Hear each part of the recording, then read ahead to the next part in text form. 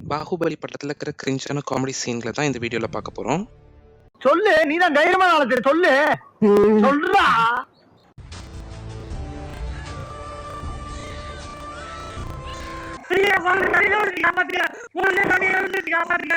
குழந்தை தண்ணியில விழுந்துருச்சா?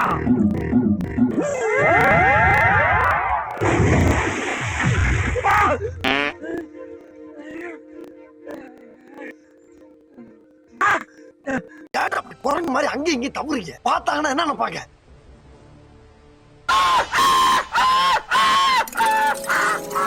என்னடா இது இவ்வளோ மேல இருந்து டைவ் வச்சு ஒண்ணுமே ஆகல, கீழே இருந்து டைவ் அடிச்சாலே மண்டை உடைச்சிரும்.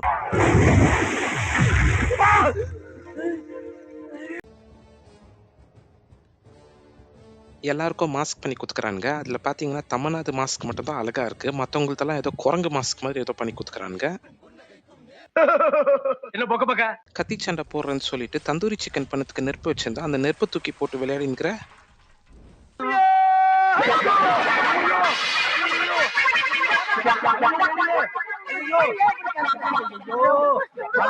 இந்த படத்துல இவர் கடல் கன்னியா வேற நடிச்சிருக்காரா? இங்க வந்து பாருங்கண்ணே, இது என்னன்னு தெரியல. கடல் பண்ணிங்க. கடல் பண்ணியா? இல்ல, இது கடல் எருமை. அந்த காலத்திலேயே வாட்டர் பெயிண்ட் இருந்துச்சா? இது என்ன ஏசியன் பெயிண்ட்ஸா இல்ல டிராக்டர் எமல்ஷனா?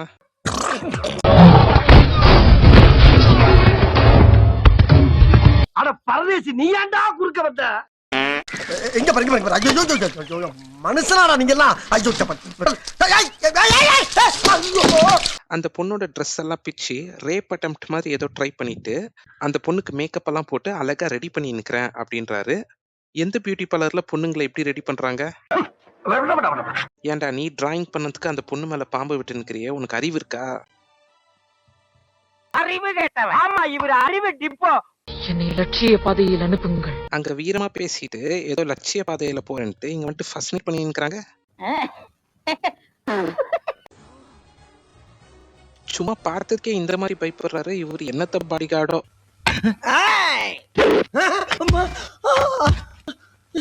என்ன அடி? டேய், நீங்க சண்டை போடுறதுக்கு அந்த குதிரையை என்னத்துக்குறா 2 தடவை கீழே தள்ளி விட்டீங்க? எங்க பாருங்க ஐயோ மனுஷனாடா நீங்க எல்லாம். ஐயோ பாவியா.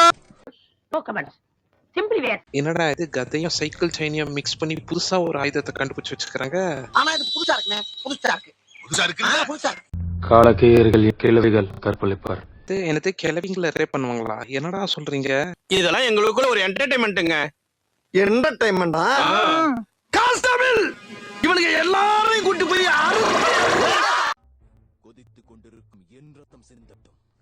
சண்டைக்கு போறதுக்கு முன்னாடி கையை வெட்டினாரு. இப்ப இவரு ஸ்டிச்சஸ் போட்டுன்னு மாவு கட்டு போட்டுன்னு எப்படி போய் சண்டை போடுவாரு?